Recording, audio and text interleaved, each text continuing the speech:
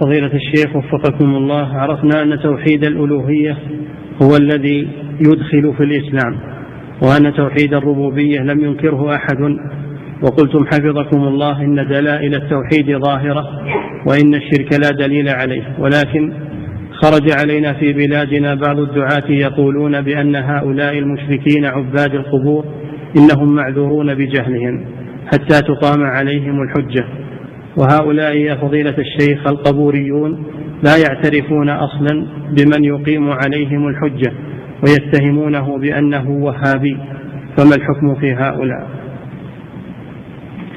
الحكم أن الحجة قائمة ولله الحمد، تقام عليهم الحجة. نعم قامت عليهم الحجة ببعثة الرسول صلى الله عليه وسلم، وها هم يقرون برسالة الرسول ويزعمون أنهم يتبعونه، فقامت عليهم الحجة، قامت عليهم الحجة، ويقرؤون القرآن ويحفظونه، قامت عليهم الحجة. وأوحي إلي هذا القرآن لأنذركم به ومن بلغهم القرآن، فالحجة قائمة عليهم. نعم.